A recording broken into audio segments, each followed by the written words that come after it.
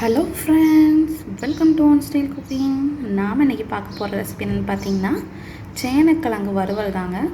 சேனக்கிழங்குனாலே நாக்கில் அரிக்குன்னு சொல்லுவாங்க. ஆனால் அந்த மாதிரி அரிப்பு எதுவும் இல்லாமல் சூப்பராக எல்லா வெரைட்டி ரைஸோடையும் சாப்பிட்ற மாதிரியான ஒரு வறுவல் தாங்க. ஆயில் கம்மியாக பயன்படுத்தி நம்ம எப்படி செய்யலாங்கிறத பார்க்கலாம். வாங்க வீடியோக்குள்ளே போகலாம். வீடியோக்குள்ளே போகிறதுக்கு முன்னாடி கீழே உள்ள ரெட் கலர் சப்ஸ்கிரைப் பட்டனை கிளிக் பண்ணுங்கள். கூடவே பக்கத்தில் உள்ள பெல் ஐக்கானையும் கிளிக் பண்ணுங்கள். அப்போ தான் நான் போடுற வீடியோ எல்லாமே உடனுக்குடன் உங்களுக்கு தெரிய வரும். வாங்க இப்போ வீடியோக்குள்ளே போகலாம்.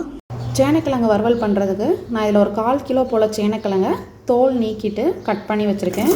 இதை ஒரு கடாயில் சேர்த்துடலாம். இது கூடவே வேகிறதுக்கு ஏற்றால தண்ணி சேர்த்துக்கோங்க.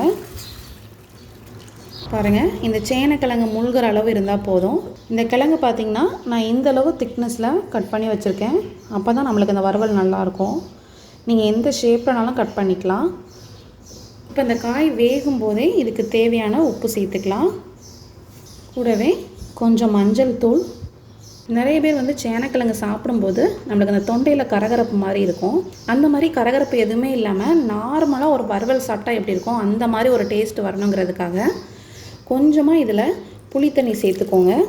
இந்த புளித்தண்ணி சேர்த்து நம்ம இந்த சேனக்கிழங்கை குக் பண்ணும்போது நம்மளுக்கு அந்த கரகரப்பு தன்மை எதுவுமே இருக்காது. இப்போ எல்லாம் சேர்த்து நல்லா மிக்ஸ் பண்ணி இதை நல்லா மூடி வச்சு பாதி வேக்காடு மட்டும் வேகிற அளவுக்கு வேக விடலாம். ஒரு 50% வெந்தால் போதும். நம்மளுக்கு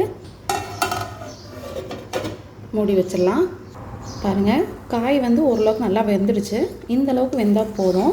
இது ஒரு 5 மினிட்ஸ் கிட்ட நல்லா கொதிச்சிருக்கு. இப்போ நம்ம இந்த சேனக்கிழங்கை மட்டும் தனியாக நம்ம எடுத்துடலாம். இப்போ நம்ம சேனக்கிழங்கை தனியாக எடுத்து வச்சாச்சு. இதில் ரெட் சில்லி பவுடர் சேர்க்குறேன்.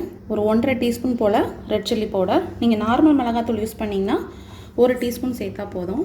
இது கூடவே மல்லித்தூள் ஒரு 1.5 டீஸ்பூன் சேர்த்துக்கோங்க. இதில் உங்களுக்கு நல்லா டேஸ்டியாக வேணும்னு நினச்சிங்கன்னா இந்த மட்டன் மசாலா, சிக்கன் மசாலா இருக்குல்ல, அது ஒரு 1/2 டீஸ்பூன் போல் சேர்த்துக்கோங்க. அப்புறம் இந்த மசாலாவுக்கு தேவையான அளவு கொஞ்சமாக நம்ம உப்பு சேர்த்துக்கலாம். ஆல்ரெடி கிழங்கு வேக வைக்கும்போது உப்பு சேர்த்துருக்கோம். இது கூடவே கொஞ்சம் நிறைய கருவேப்பிலை சேர்த்துக்கலாம். இப்போ எல்லாம் சேர்த்து நல்லா மிக்ஸ் பண்ணிக்கோங்க. பாருங்கள், நல்லா மிக்ஸ் பண்ணியாச்சு. இப்போ நம்ம ஃப்ரை பண்ணி எடுத்துடலாம். இப்போ ஒரு கடாய் நல்லா சூடாகிடுச்சு. இதில் ஆயில் சேர்த்துக்கலாம். நான் நீ டீப் ஃப்ரை பண்ண போதில்லை, வறுத்து தான் எடுக்க போகிறேன்.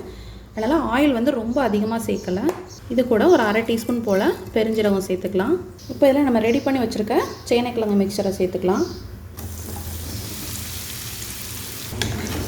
இப்போ அடுப்பை மீடியம் ஃப்ளேம்லேயே வச்சு இதை நல்லா வறுத்து எடுக்கணும். ஏற்கனவே நம்மளுக்கு சேனக்கிழங்கு நல்லா வெந்துடுச்சு. இப்போ இந்த மசாலாவோடு சேர்ந்து நல்லா ரோஸ்ட் ஆகி வரும். இதை அடி பிடிக்காமல் இருக்க அப்பப்போ நல்லா கிளறி விட்டுக்கோங்க. ஃப்ளேம் ஹையாக இருந்ததுன்னா நம்மளுக்கு மசாலா வெளியே சீக்கிரம் நம்மளுக்கு ரோஸ்ட் ஆயிரும். கிழங்கு அந்தளவுக்கு மசாலா பிடிக்காது. அதனால் அடுப்பை மீடியம் ஃப்ளேம்லேயே வச்சு நல்லா கிளறி விட்டு ரோஸ்ட் பண்ணி எடுக்கலாம். இப்போ இது ஒரு 5 மினிட்ஸ் இப்படியே நல்லா நம்மளுக்கு வதங்கட்டும். பாருங்கள், சேனக்கிழங்கு நல்லா நம்மளுக்கு ஃப்ரை ஆகிடுச்சு. கரெக்டாக 5 மினிட்ஸ் தான் இருக்குது. இது நம்ம ஆயில் கூட ரொம்ப தேவைப்படாது. இன்னும் நீங்கள் நல்லா கிறிஸ்பியாக கூட ஃப்ரை பண்ணி எடுத்துருக்கலாம். இதுவே கரெக்டான கன்சிஸ்டன்சியில் நல்லா நம்மளுக்கு வறுவல் ரெடி ஆகிடுச்சு. இது தயிர் சாதம், ரச சாதம் எல்லா வெரைட்டி ரைஸோடையும் சாப்பிட்றதுக்கு ரொம்பவே சூப்பராக இருக்கும். இப்போ நம்ம அடுப்பை ஆஃப் பண்ணிடலாம். ரொம்பவே சூப்பரான டேஸ்டான நம்மளோட சேனக்கிழங்கு வறுவல் ரெடி ஆகிடுச்சு. கண்டிப்பாக நீங்களும் இந்த ரெசிபி ட்ரை பண்ணி பாருங்கள். இந்த ரெசிபி பிடிச்சிருந்துச்சுன்னா நம்ம சேனலை லைக் பண்ணுங்கள், ஷேர் பண்ணுங்கள், சப்ஸ்கிரைப் பண்ணுங்கள். மறக்காமல் கமெண்ட் பண்ணுங்கள். தேங்க்யூ.